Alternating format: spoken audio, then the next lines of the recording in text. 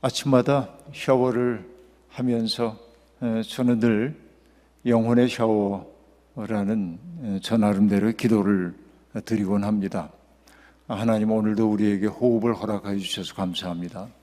어제 잠깐 말씀드렸지만은 내가 내 숨을 쉬는 것처럼 보이지만은 내가 오늘 숨을 쉬며 산다고 하는 것은 주님이 내 속에 생기를 불어넣기 때문에 숨을 쉬는 것입니다. 세상을 떠나는 사람들을 보면 자기들이 아무리 숨을 쉬고 싶어도 더 이상 숨을 쉴 수 없어서 세상을 떠나가지고, 그것이 의미하는 바는 무엇이겠습니까? 숨은 내게 속한 것이 아니라 하나님께 속한 것이구나. 하나님이 주시면 숨을 쉬는 거고, 하나님이 거두어 가시면 우리는 속절없이 떠나 흙으로 돌아가야 하는 것이죠. 그러니까 오늘 잠에서 우리가 깨어나 호흡을 하고 있다는 사실은 하나님의 은혜가 우리에게 지속되고 있음을 나타내죠. 그러면 하나님이 우리에게 생명을 이어가도록 기회를 주신 까닭이 무엇일까 생각해 봅니다. 그것은 어제보다 오늘 더 나은 사람이 되라고 하는 소명입니다.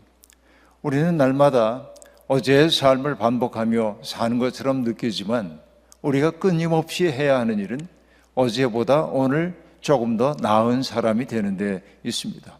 그래서 샤워를 하면서 생각합니다. 하나님, 오늘 제가 생각하는 바가 저를 두고 생각하시는 하나님의 생각과 일치되게 해 주십시오. 기도합니다. 간략하게 얘기하고 있습니다만은 눈을 두고 기도합니다. 하나님, 오늘 내가 나의 이웃들을 바라볼 때 하나님이 그를 바라보는 눈빛으로 바라보게 도와주시고, 오늘 나와 만나 눈을 마주치는 사람이 나를 통해 하나님의 현존을 느끼게 해 주십시오. 남의 허물을 찾는 눈이 되기보다는 다른 이들의 숨겨진 눈물을 찾아내는 그런 눈물을 볼 줄 아는 눈을 제게 허락해 주십시오. 코를 두고도 호흡을 하죠. 하나님, 내가 숨을 들이마실 때마다 하늘의 생기를 호흡하게 하시고, 또 숨을 내쉴 때마다 내 속에 있는 미움과 더러움과 그리고 욕심 같은 것들을 내보내게 해 주십시오. 입을 두고도 기도합니다. 오늘 내가 먹는 음식이 하나님이 내게 원하시는 바 행할 수 있는 힘이 되게 하시고, 내가 먹는 음식이 나의 인격을 살찌우게 해 주십시오. 또 오늘 내가 입으로 뱉는 말이 누군가를 넘어뜨리는 말이 아니라 일으켜 세우는 말, 그리고 누군가를 살맛나게 만드는 말, 그래서 격려하는 말, 이런 말들을 하게 해 주십시오. 또 귀를 두고도 기도합니다. 하나님, 하나님의 세미한 음성을 가려 들을 수 있는 영적인 예민함을 제게 허락해 주시고, 그리고 다른 사람이 참아내게 하지 못하지만은 그러나 그가 내면 속에서 하고 있는 그 말을 알아차릴 수 있는 귀를 내게 허락해 주십시오. 그리고 손을 두고도 기도합니다. 하나님, 오늘 내가 하고 있는 일에 복을 내려주셔서 이 일을 통해 하나님의 아름다우심이 드러나게 해주시고, 그리고 내가 손을 내밀어 누군가와 악수를 나눌 때 주께서 제 손을 통하여 그를 붙잡아 주시고 치유의 능력이 저를 통해 그에게 흘러가기를 소망합니다. 오늘 내 발걸음이 닿는 것마다 주님의 평강이 있게 도와주시고, 나의 발걸음이 닿는 것마다 불화했던 사람들이 화해하는 역사가 나타나게 하옵소서. 여러분, 이렇게 온몸을 두고, 제가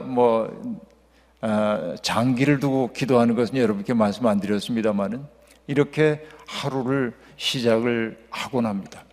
그러니까 언제나 제 마음속의 소망은 그런 오늘 하루 나에게 주어져 있는 이 하루를 통해 어제보다 조금은 더 나은 사람이 되기 위해 노력하고 싶은 마음이 있는 것이고, 그 노력은 나 스스로가 성실한 것이기도 하지만 대부분의 경우에는 나와 만나는 사람들을 복되게 하고 싶다는 그런 마음이 제 속에 있는 거죠. 잘 되냐고요? 예, 잘 안 됩니다. 때때로 누군가 내게 귀찮게 여겨지기도 하고, 때때로 정말 저 사람과 만나고 싶지 않은 사람도 있고 한 것이 사실입니다. 그러나 하나님 앞에 지속적으로 드려왔던 그 기도가 저의 태도를 만들고 있음은 분명한 것 같습니다. 그러니까 어제보다 오늘이 조금 더 나은 사람이 되고 싶은 마음이 우리 속에 있는 것이죠. 그래서 여러분, 어제 제가 말씀드렸죠. 사람은 누구나 다 아름답습니다. 생긴 모양에 따라서 사람들은 누구는 예쁘다, 누구는 예쁘지 않다 하고 얘기하지만 모든 사람은 다 아름답습니다. 왜 아름답냐면 하나님의 형상이기 때문에 그렇습니다. 모든 사람이 하나님의 형상을 따라 지음받았다고 성경은 단호하게 우리에게 얘기합니다. 하나님의 형상을 보고 우리가 밉다고 어떻게 얘기할 수 있겠습니까?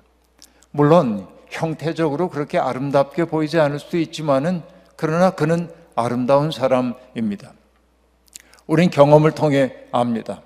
굉장히 외적으로 보면 아름답지만은 내면이 공허한 것처럼 느껴지는 사람이 있고, 그리고 그의 속에 생기가 느껴지지 않는 사람이 있는가 하면 아름다운 사람은 그 아름다움으로 하는 일이 있긴 합니다만 형태적으로 보자면 그렇게 아름답지는 않지만은 왠지 그 속에서 거룩함 같은 것들이 배어나오고, 그리고 그 사람 얼굴 자꾸만 보고 싶은 그런 얼굴도 있는 것입니다.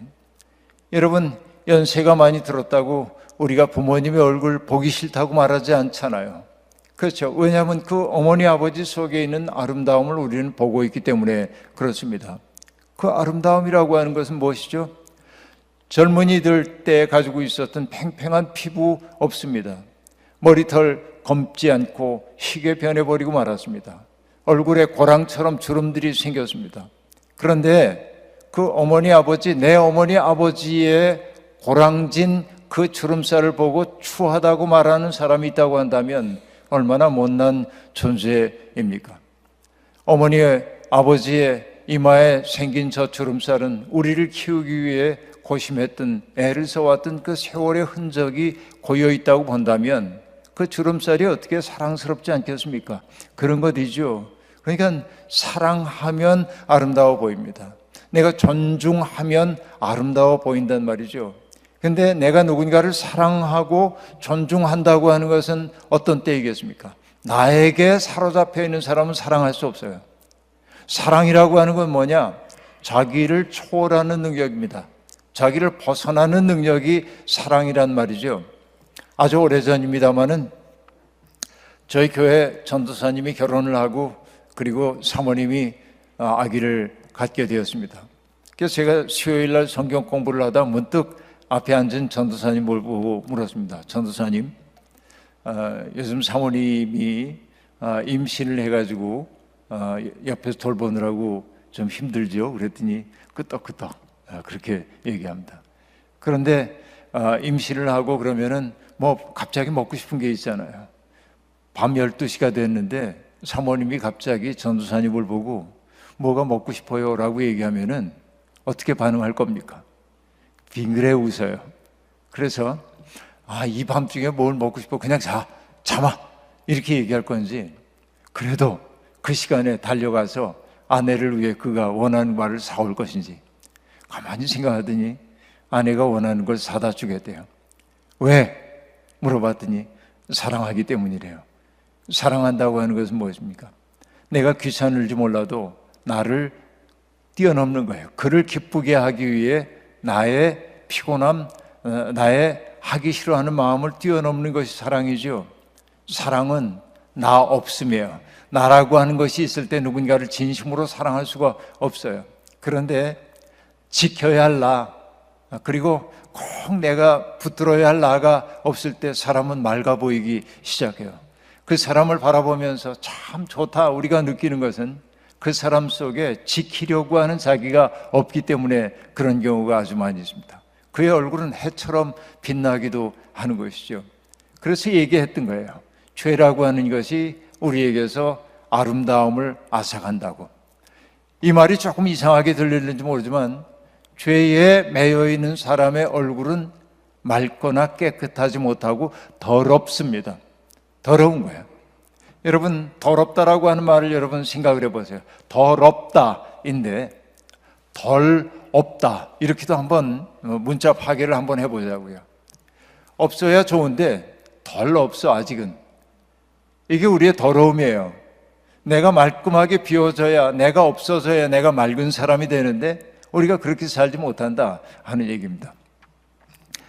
일전에 이철수라고 하는 판화가가 어느 잡지에 사파처럼 들어가는 판화를 해놨는데 땅콩을 수확했다는 거예요. 땅콩 줄기가 이렇게 있고 매달려 있는 것들이 몇 개가 이렇게 있습니다. 그리고 몇 개는 바닥에 떨어져 있습니다. 근데 그 판화의 제목을 뭐라고 적어놨냐면 작가가 덜 떨어진 놈 그랬어요. 너무 재밌었어요. 그걸 보는 순간. 그게 뭐냐면은 덜 떨어졌다는 게 뭔지를 알았어. 놓아야 할 때 놓지 못하는 게 덜 떨어진 놈입니다. 근데 이건 정말 재미나는 얘기인데요. 우리가 추해지는 것은 놓아야 할 것을 놓지 못하기 때문일 때가 얼마나 많은지 모릅니다. 예수 그리스도를 모든 사람들이 하나님의 아들로 경험한 까닭은 뭐냐면 예수님에게는 지켜야 할 나라고 하는 게 없었기 때문에 그렇습니다. 언제나 누군가에게 자신을 선물로 주고 싶은 마음이 있었기 때문이죠. 자, 우리 오랫동안 예수를 믿어왔습니다. 그러면 여러분, 우리에게서 예수의 모습이 조금은 드러나야 할 것 아닙니까? 부부도 오래 살면 닮는다고 하는데 예수를 평생 믿어왔는데 내 모습에서 예수의 모습이 보이지 않으면 어떡하냐 하는 얘기입니다. 저는 어린 시절 부모님 떨어져서 서울로 올라와서 공부를 했습니다. 중학교 입학시험을 준비하기 위해 서울로 올라가라고 학교하고 집에서 얘기를 해서 서울로 올라와서 지냈습니다. 이렇게 지내다가 어머니 아버지한테 필요한 거 있으면 편지를 쓰곤 했습니다. 아버님 전 상서 그러고 이렇게 내용 얘기하고 뭐가 이렇게 떨어지니 아버지 보내주시길 바랍니다. 그리고 맨 밑에 뭐라고 썼냐면 불초소자 기석올림. 여러분 초등학교 4학년생이 편지를 옛날엔 그렇게 썼단 말이에요. 불초소자. 근데 사실은 불초란 말이 뭔지 그때 잘 몰랐습니다.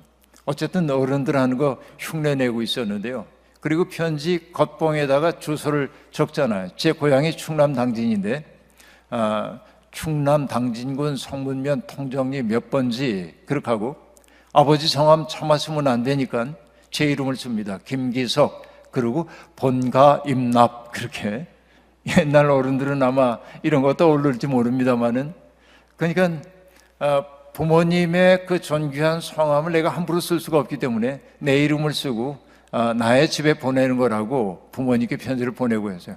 그런데 여러분 불초소자 하고 얘기할 때 불초라고 하는 게 어떤 의미입니까? 초는 초상화, 그 초상화를 뜻하는 초자예요. 닮을 초자란 말이에요. 그러니까 불초소자라고 하는 건 뭐예요? 아버지의 덕성을 담지 못한 이 부족한 아들, 그런 뜻이겠죠. 그런데 여러분 불초소자만 있는 게 아니고 불초신자가 있는 것입니다. 평생 예수를 믿는다고 교회 다니긴 했는데 그의 모습 속에서 예수의 모습이 안 느껴져. 그러면 여러분 미안하지만 우리가 불초신자 된 것 아닌가 생각해 봐야 합니다. 그러니까 예수 믿는 사람의 말과 행실과 그리고 살아가는 모습 속에서 예수가 느껴져야 돼. 그래서 내가 예수 믿으세요 전도지 막 돌리고 그러지 않더라도 어느 날 누군가가 와가지고 저 궁금해서 그러는데요. 왜 그렇게 늘 맑아 보이세요? 왜 그렇게 늘 기뻐 보이세요? 그때 제가요? 제가 그런지 잘 몰랐네요. 아니 그렇게 보이세요. 제가 예수 믿어서 그런가 봐요. 주님이 제 속에 계시거든요. 이러면 이게 전도잖아요. 진짜 전도는 저 사람이 궁금해져야 하잖아요. 내 살아가는 모습을 보고 나의 마음 쓰는 모습을 보고 내가 그렇게 할 수 없는데 저 사람이 저렇게 사는 까닭이 뭘까 궁금해서 정말 궁금해서 그런데요. 묻는 거예요. 여러분 제가 딱 한번 그 낯선 사람들하고 패키지 여행을 해본 적이 있습니다. 어느 후배가 형님 아주 싼 패키지 여행 나왔는데 같이 가실래요? 그래서 오케이 그럽시다 하고 갔는데요. 며칠을 이렇게 가다 보니까 그 패키지 여행 간 분들이 물건도 잘 사시고 술도 한 잔씩 하고 그러는데 전 물건도 안 사고 술도 안 마시고 말도 별로 없고 가만히 앉아 있고 그러니까 어느 날 아침에 한 사흘째쯤 되는 날 아침에 아침에 호텔에서 밥을 먹고 이렇게 나오고 했는데 그 앞에 있던 함께 여행 온 분이 이렇게 얘기합니다. 패키지 여행으로 와가지고 정말 이런 거 물으면 안 되는지 아는데요. 근데 너무 궁금해서요. 뭐 하는 분이세요? 제게 그렇게 묻습니다. 아마 그게 한 15년쯤 전인데, 그때는 제가 이제 얼굴이 그렇게 많이 알려지지 않을 때, 저는 신문과 잡지에 컬럼 쓰고 그럴 때이고, 방송 매체를 통해 얼굴이 잘 드러나지 않았던 때이기 때문에 누군지 몰랐던 것 같아요. 나 차마 여행하는 동안 제가 목사예요 그렇게 얘기하기 어려워서 그냥 뭐 화려한 백수입니다 그렇게 농담을 하고 넘어갔던 적이 있는데, 궁금해지는 거예요. 사람들이 이게 여러분의 사는 모습을 보고 사람들이 궁금해져야 돼요. 저분은 세상적으로 보면 가진 거 그렇게 많지 않은 것 같은데 어떻게 그렇게 누군가를 주는 걸 좋아하지? 저분은 그렇게 세상적으로 보면 유력한 사람이 아닌데도 불구하고 어쩜 저렇게 당당하지? 궁금해져야 돼. 그래서 당당하다는 얘기가 뭐냐면 교만하다는 얘기 아니고 어디에도 주눅들지 않고 명랑하게 자기 삶을 산단 말이야. 궁금해서 그러는데 그 삶의 비결이 뭐예요? 제 속에 예수님이 계셔서 그런 것 같아요. 여러분, 이게 전도 아니겠어요? 사는 모습이 엉망인데 예수 믿으라고 전도지 한번 돌려도 소용없잖아요. 내 삶 그 자체가 전도지어야 한다는 얘기입니다. 이 예수를 우리가 닮아야 하는 것이죠. 제가 처음 교회 나갔을 때 저는 예수 그리스도에게 깊이 매혹이 되었습니다. 그리고 나중에 신학교 들어가서 공부하다가 나의 매혹됨의 정체가 무엇인지에 대한 생각을 그때서 해보기 시작했습니다. 예수의 어떤 것이 내게 매력적이라고 느꼈을까 생각하다가 다양한 말들이 있지만은 그냥 여러분 기억하기 좋으라고 사라고 하는 한 글자를 가지고 여러분들에게 예수가 내게 왜 매력이 있었던지에 대한 이야기를 해볼 텐데요.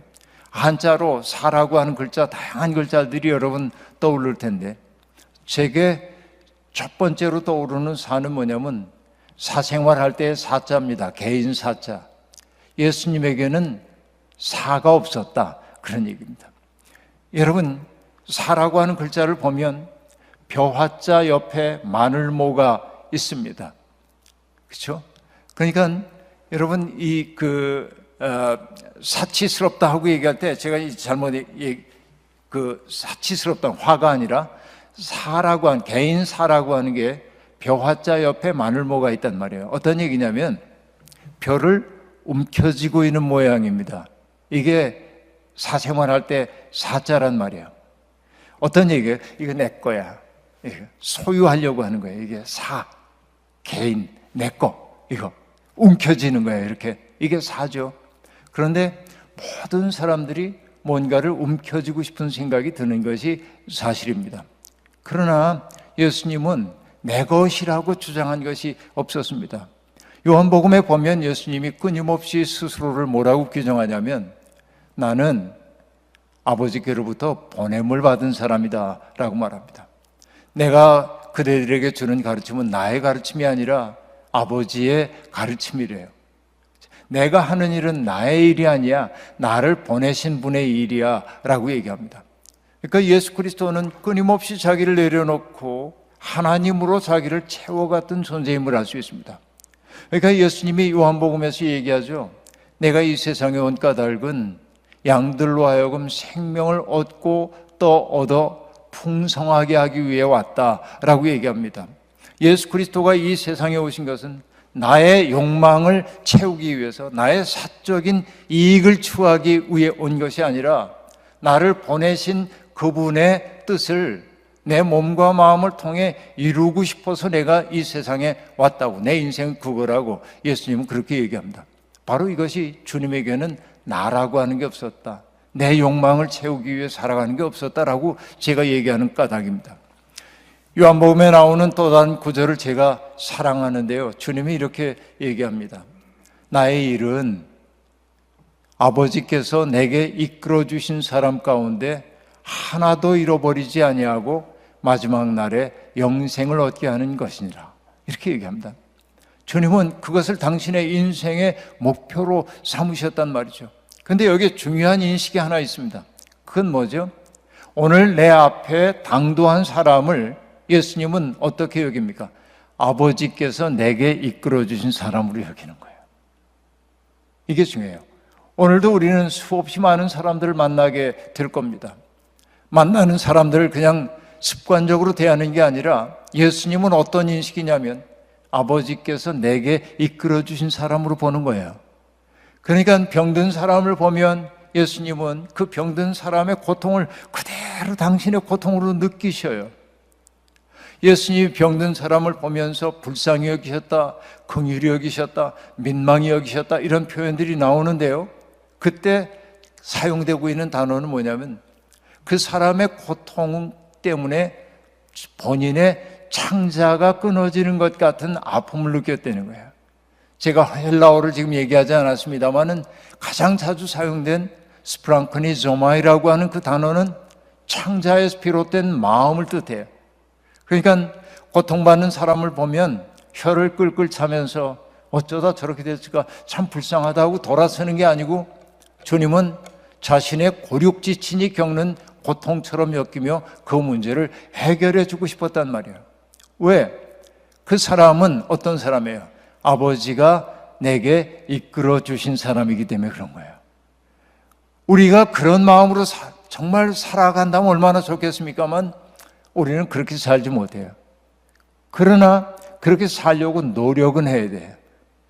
오늘 내 앞에 있는 사람을 아버지가 내게 이끌어 주신 사람으로 여긴다면 어떻게 우리가 사람들을 함부로 대할 수가 있겠습니까? 그렇죠. 나의 어떤 목적을 이루기 위한 수단으로 그 사람을 삼을 수는 없는 일이에요. 아버지가 이끌어 주셨다고 믿는다면.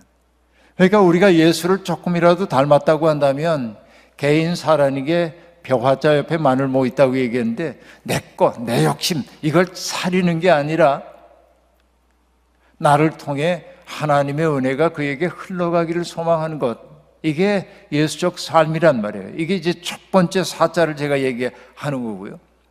두 번째 사는 뭐냐면 비슷할 사자인데 주님은 누군가와 비슷해지려고 그러지 않았어요. 사이비 할 때 사자 여러분 생각나죠? 인변에 써이자를 쓴단 말이에요. 이게 사이비 할 때 사자예요. 비슷할 사자입니다. 사이비라고 하는 건 뭐죠? 비슷하지만 아닌 거예요. 비슷하지만 아닌 게 사이비입니다. 근데 여러분 사이비 종파들을 생각해 보면 우리가 뭐라고 하냐면 기독교의 외양을 띠고 있습니다. 그렇죠. 요즘 뭐 혹시 보셨는지 모릅니다만은 너무 끔찍한 일들이 한국에서 벌어지죠. 종교계에서. 나는 신이다 뭐 이런 프로그램 혹시 얘기 들어보셨어요? 뭐 정명석이라고 하는 사람이 얼마나 그 젊은 아리따운 여인들을 종교로 올가매가지고 성적으로 착취하고 이런 일들, 아가동산 이야기, 이단 종파들이 많잖아요. 그들이 다 뭡니까? 기독교하고 비슷한 걸 가지고서는 변질시키고 있는 거예요. 그러니까 기독교적인 요소가 전혀 없다고 얘기할 수 없지만은 그거를 가지고서는 딴 거로 바꿔버리고 만 거예요. 이게 사이비입니다. 여러분, 요즘은 그런 사람이 있는지 없는지 모르겠습니다만은 가짜 휘발유가 나던 때가 있었는데요. 우리 후배가 이렇게 묻습니다. 후배 목사님이. 여러분, 가짜 휘발유를 만들 때 가장 많이 들어가는 게 뭔지 아십니까? 그렇게 물어요. 그럼 사람들 물이 들어가나? 아니면 거기 뭐 연화제가 들어가나? 뭐 이렇게 얘기해요. 그런데 그 목사님이 이렇게 얘기합니다. 가짜 휘발유에 가장 많이 들어가는 거 휘발유입니다. 그렇게 말해요. 휘발유에다 딴 걸 조금 섞는 거예요. 이게 가짜 휘발유예요. 그러니까 여러분, 이 사람들이 사이비에 빠지는 까닭이 뭐냐면 비슷해. 복음과 비슷해 보여요. 기독교적인 표현을 써요. 하나님의 은혜에 대한 이야기를 해요. 용서에 대한 이야기를 합니다. 그리고 뭔가 확신을 주는 것처럼 보여요. 그런데 나중에 알고 보면 전혀 다른 길로 데리고 가는 거예요. 이게 사이비입니다. 예수님은 그래서 사이비가 전혀 아닌, 예수님은 누군가를 카피하려고 그러지 않았다 하는 얘기입니다. 자, 살인하지 말아라 계명이 있어요. 그렇죠? 살인하지 말라는 계명이 주어졌습니다. 인간에게. 그러면 여러분 생각해 보세요. 나는 살인 안 했어. 난 사람 죽인 적이 없어. 난 이 계명 지킨 적이 없지. 그러나 주님은 살인하지 말라는 계명 속에 담겨있는 하나님의 마음을 알아차리는 분이잖아요. 그러니까 살인하지 말라고 하는 얘기가 아주 실질적으로 누군가를 죽이지 말라는 단순한 그 계명이 아니라는 사실을 아는 거예요. 그래서 주님은 말씀하셨습니다. 옛사람은 너희에게 말하기를 살인하지 말라 했지만 나는 너희에게 말한다. 형제를 보고 바보라고 하는 자마다 옥에 갇힐 것이요. 그렇게 말해요. 옛사람이 말하기를 간음하지 말라 하였다는 것을 너희가 들었다. 간음하지 말래요. 그러니까 나는 음행을 하지 않았으니까 난 간음하지 않아서 이렇게 안심할 수 있지만 주님은 뭐라고 얘기합니까? 여인을 보고 음욕을 품은 자는 이미 간음했다라고 얘기합니다. 그러니까 살인하지 말라고 하는 계명 속에 담겨있는 하나님의 마음은 뭐냐면 생명을 없애는 일뿐만 아니라 생명을 풍성하게 하라는 게 하나님의 마음이에요. 주님은 그걸 알아차리는 거예요. 간음하지 말라 하고 얘기할 때 외적인 행위를 하지 않고 안심하는 게 아니라 어떤 사람도 나의 쾌락을 위한 도구로 삼으면 안 된다. 그를 정말로 존중해야 한다는 하나님의 마음을 읽어내는 거예요. 바로 이게 예수 그리스도인 거죠. 그러니까 남들이 하는 말을 앵무새처럼 반복하는 게 예수님이 아니란 말이에요. 계명 속에 담겨있는 하나님의 마음이 뭔지를 알아차린단 말이에요. 이게 오리지널한 삶이에요. 여러분, 어떤 사람은 이렇게 얘기한 적이 있습니다. 오리지널로 태어나서 카피로 살아가는 것을 타락이라 한다. 그렇게 얘기합니다. 우리 모두 오리지널한 존재들입니다. 하나님이, 여러분, 지금 지구상에 있는 78억의 인구 가운데 나하고 똑같은 존재는 단 한 명도 없습니다. 내가 이 세상에 78억 명 가운데 어느 누구도 나와 동일하지 않은 존재로 여기에 있다는 얘기는 뭐냐면 하나님은 나를 통해 하시고자 싶은 일이 있기 때문에 그런 거예요. 그러니까 여러분, 나를 소홀히 여기면 안 돼요. 어제도 얘기한 것처럼 나는 하나님의 꿈이에요. 내 가정만 축소해서 생각해 보자고요. 여러분, 내 가정만 보더라도 아내가 저기 있습니다만 아내에게 제가 유일한 남편입니다. 그러니까 남편으로서 내가 아내에게 해줄 수 있는 건 나밖에 해줄 수가 없어요. 제 아들, 딸 관계 마찬가지입니다. 손자, 손녀 있거든요. 그 아이들에게도 나는 유일한 할아버지인 거예요. 내가 아니면 줄 수 없는 사랑이 있죠. 내가 이 세상에 있다고 하는 것은 내가 아니고는 할 수 없는 일이 있기 때문에 하나님이 나를 두신단 말이에요. 그러니까 바로 이게 오리지널한 거예요. 이런 삶을 살아야 돼. 남들이 하는 것을 카피나 하고 살다가 인생 복잡해지면 안 되는 거예요. 여러분, 누군가를 닮는 거, 누군가를 카피하는 인생 살지 말고 하나님의 마음이 무엇인지를 알아차리고 그 마음으로 살아야 한단 말이죠. 그 다음에 예수님에게 두 가지 얘기했어요. 기억하시라고. 사생활할 때 사가 없다고 얘기했죠. 기억나시죠? 또 하나 뭐냐면 사이비 할 때 사자 예수님에게 없었다고 얘기했어요. 또 하나 얘기할게요. 어떤 사자냐면 사치스러울 사자가 없어요. 큰 대자 비슷한 거 밑에 놈자자 쓰여 있는 게 사치스럽다 할 때 사자예요. 이 예수님에게는 사치가 없어요. 왜? 주님은 그러셨잖아요. 여우도 굴이 있고 공중에 나는 새도 깃들 곳이 있지만은 인자는 머리 둘 곳이 없다. 그러니까 예수님은 정말 아무것도 가진 게 없었어요. 그러니까 제자들을 둘씩 짝지워가지고 파송을 하실 때도 주님은 어떻게 하셨습니까? 전대를 가지고 가지 말고 두보로 또 가지고 가지 말고 그냥 맨몸으로 가래요. 왜 그랬을까요? 돈주머니를 가지고 갔더라면 여러분, 돈 가지고 뭔가를 하고 싶었을 거 아닙니까? 그런데 주님이 주시고자 하는 것은 뭐냐면 돈으로 해결할 수 없는 문제예요. 주님이 주시고자 하는 것은 돈으로 해결할 수 없는 문제이기 때문에 그래요. 여러분, 옛날에 영국 사람 하나가 어느 날 신문을 보고 깜짝 놀랍니다. 뭘 보고 놀랐냐면 90세가 넘은 철학자인 버트란트 러셀이라는 사람이 핵무기 개발에 반대하는 시위에 나섰다가 경찰에게 체포되어서 붙잡혀 들어갔다는 신문 기사를 봅니다. 그 기사를 본 인도 출신의 영국인인 사티시 쿠마르라는 사람은 부끄러움을 느껴요. 저렇게 노인이 세계 평화를 위해 애를 쓰고 있는데 우리는 뭐하나 싶어서 세계 평화 행진을 하기로 작정을 합니다. 그리고 인도에서 가장 마하트마 간디 이상의 존경을 받고 있었던 비노바 바베라고 하는 사람을 찾아가서 선생님, 우리가 이렇게 평화 행진을 하려고 하는데 핵무기를 가지고 있는, 옛날 얘기예요, 8개 나라인가 그랬답니다. 이 나라들을 다니면서 이 지구를 파멸시킬 수 있는 핵무기를 철폐하라고 이렇게 운동을 하고 싶은데 어떻게 하면 좋겠습니까? 그러자 비노바 바베가 이 사티시 쿠마르에게 2가지를 얘기했습니다. 첫째, 네가 폭력 없는 세상을 지향한다고 하니 육식을 하지 말아라. 왜냐하면 비노바 바베는 힌두교도였기 때문에 육식을 하지 말라고 첫째 얘기했습니다. 그건 우리하고 큰 관계가 없을 수도 있는데, 그 2번째는 뭐냐면 놀라운 얘기를 했어요. 돈 주머니를 가지고 가지 말라는 거예요. 여러분, 세계 8나라를 다니려고 하는데 어떻게 돈 없이 다닐 수가 있습니까? 이게 도보로 가야 하죠. 걸어가야 합니다. 또 누군가에게 손들어 가지고 차 태워달라고 해야 합니다. 그런데 이 사티시 쿠마르가 자기의 경험을 담은 책에서 이렇게 얘기합니다. 내가 어떤 마을에 걸어 들어갔어요. 그리고 내가 세계 평화를 위해서 이렇게 행진합니다. 앞에 써붙이고 가요. 그러면 사람들이 이 사람 뭐야 하고 궁금하잖아요. 몰려와요. 그러면은 먼 길을 걸어와 가지고 너무나 피곤할 때, 여러분 하루에 지금 10시간을 걸었어요. 먼지투성이에요. 땀투성이에요. 그러면 어떤 마을에 딱 도착했을 때 제일 먼저 하고 싶은 일은 뭡니까? 안락한 숙소에 들어가서 따뜻한 물로 샤워하고 싶잖아요. 그러잖아요. 근데 돈이 없어. 그럼 어떻게 해야 합니까? 누군가가 나를 맞아주지 않으면 한 대잠을 자야 하는 거예요. 그때 이 사티시 쿠마르가 얘기합니다. 돈으로 해결하면 간단하다는 거예요. 호텔에 들어가가지고 그냥 샤워하고 쉬면 되는 거죠. 돈이 없어. 이거 뭘 해야 합니까?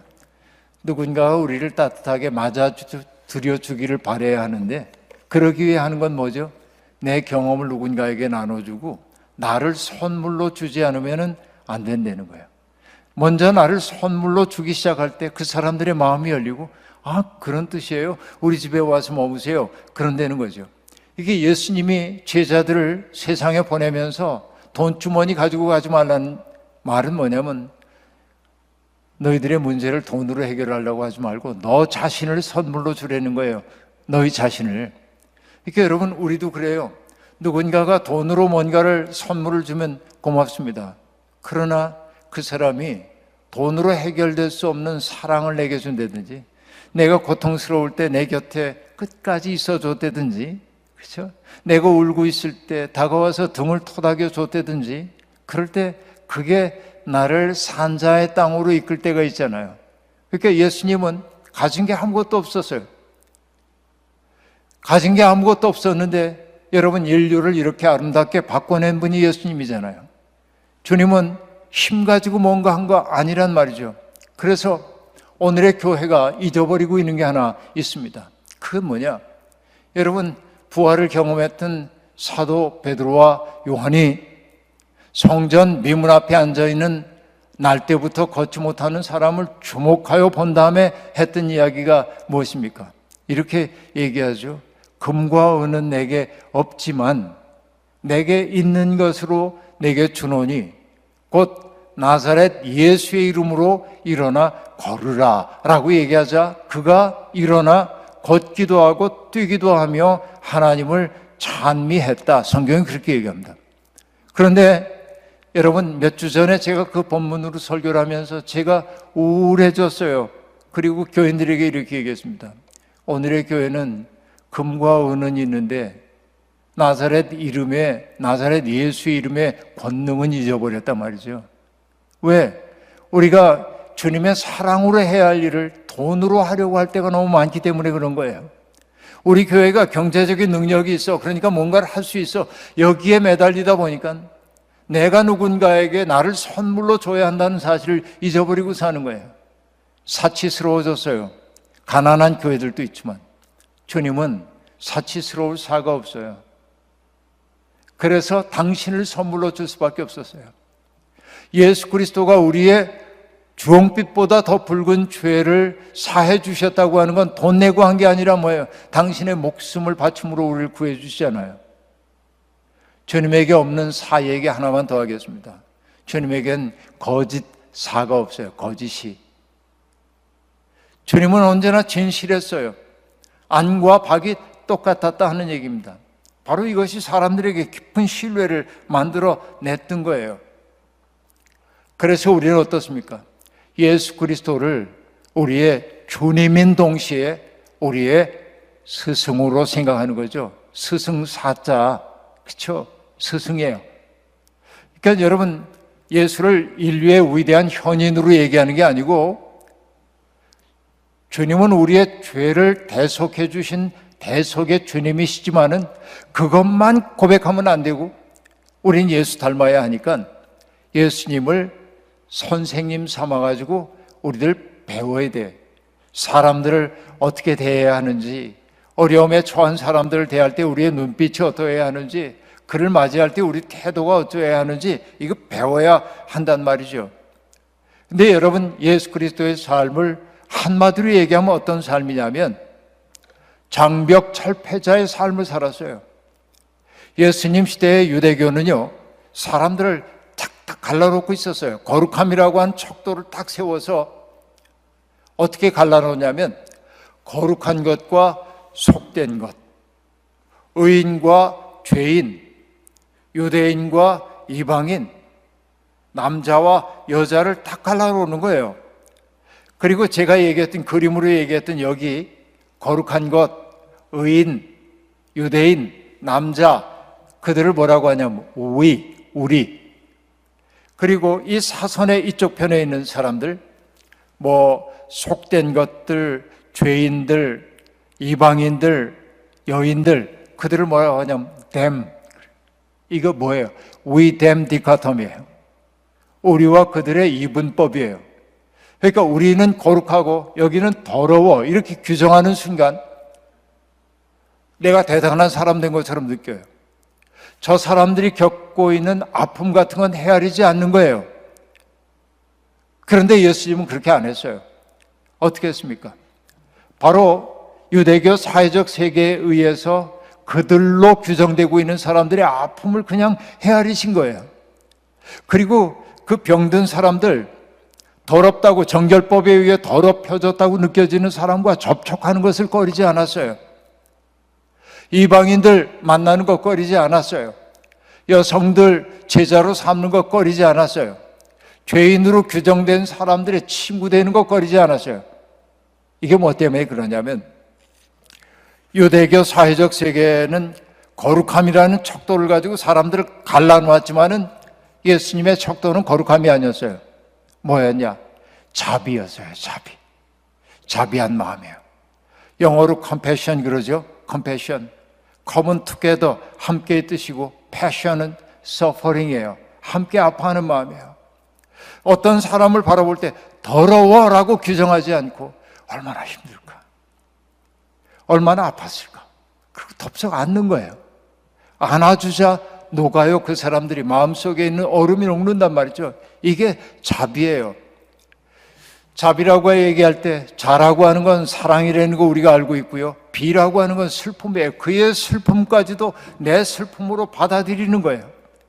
그러자 뭐냐면 예수님이 있는 곳에서 어떤 일이 벌어집니까? 사람들 사이에 장벽이 허물어져요. 잔치가 벌어져요. 이게 복음서가 거듭해서 보여주고 있는 대목이란 말이에요.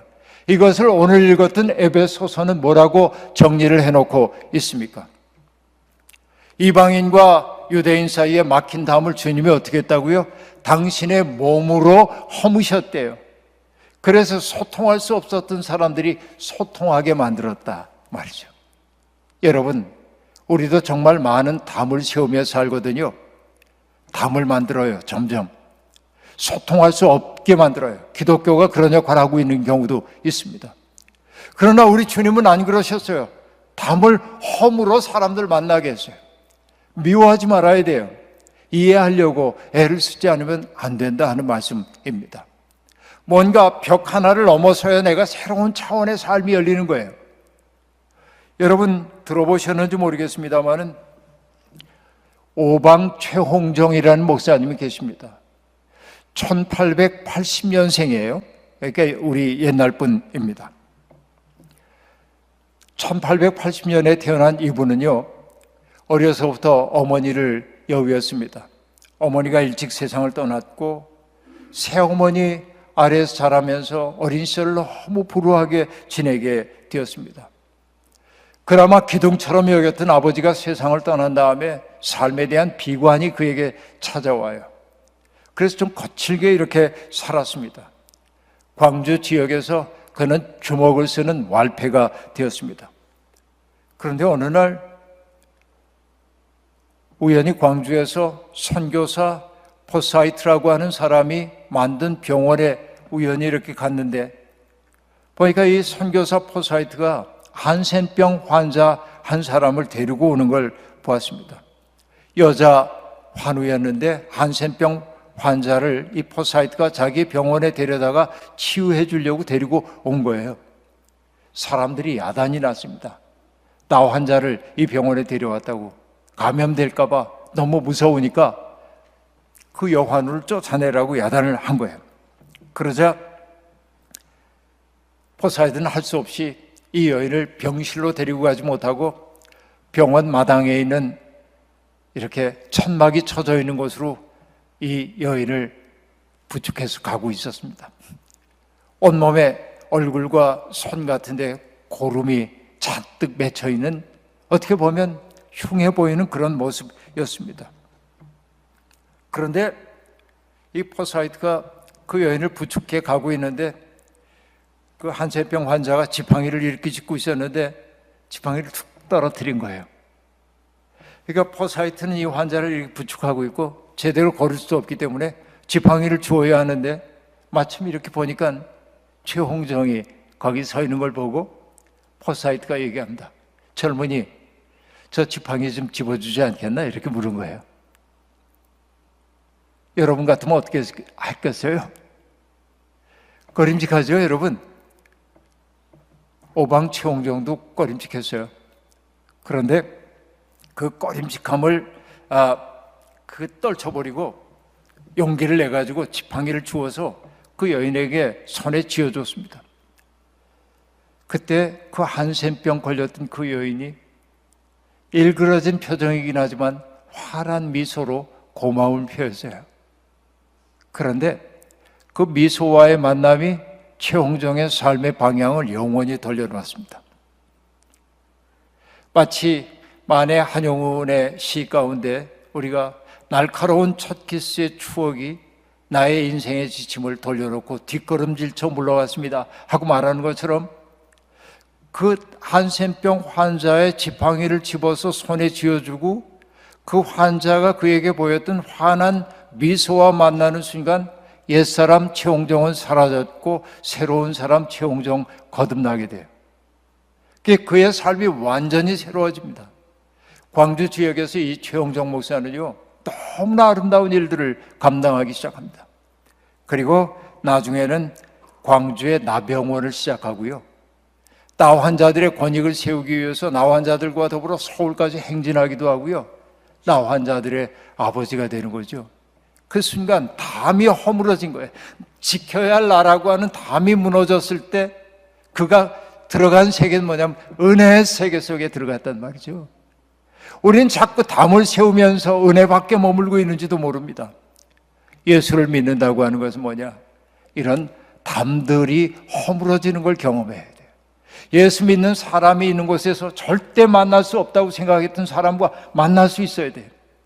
만나서 대화를 하고 그 속에 있는 아름다움을 볼 수 있어야 돼요. 그래야 평화가 오는 거예요. 예수 믿는 사람들은 샬롬의 사람이 되어야 합니다. 담을 허무는 사람만이 샬롬의 사람이 될 수 있는 것입니다. 갈보리 모든 교우들이 예수님 닮은 분들이 되기를 원합니다. 4가지의 사자를 얘기했었는데 여러분 다시 한번 복습 삼아 얘기해 보세요. 처음에는 사사로울 사, 개인사, 사생활할 때 사가 없어서 주님에겐, 그 다음에 뭐죠? 사이비 할 때 비슷할 사자가 없었어요. 세 번째 뭐예요? 사치스러운 거 없었어요. 가진 게 없었기 때문에 자기를 선물로 줄 수밖에 없었어요. 네 번째 뭐였습니까? 거짓사가 없었어요. 그것들이 말끔하게 비워지니까 뭐가 됐어요? 스승이 될 수 있었어요. 우리의 삶을 아름다운 방향으로 해주는 스승이 될 수 있었어요. 그래서 우리는 뭐예요? 그 예수와 잇대어져 있기 때문에 구원받은 사람이 되었어요. 그게 뭡니까? 은사라고 얘기할 때 사 아닙니까? 그 사, 주님은 우리에게 선물이 되셨어요. 우리는 그런 예수를 믿고 있어요. 예수를 믿는 사람들 아름다워야 돼요. 여러분의 삶이 예수님과 더불어 날마다 아름다워지시기를 주의 이름으로 축원합니다. 자비로우신 주님, 부족한 정원을 오늘도 세우셔서 하나님의 말씀을 전하게 해주셨으니 감사합니다. 갈보리 교회에 속해 있는 믿음의 식구들이 날마다 주님을 닮아가게 도와주시고 저들의 모습 속에 주님의 모습이 반영되게 도와주시고 저들의 살아가는 모습 속에 그리스도의 향기가 흘러넘치게 하옵소서. 예수님의 이름으로 기도하옵나이다. 아멘.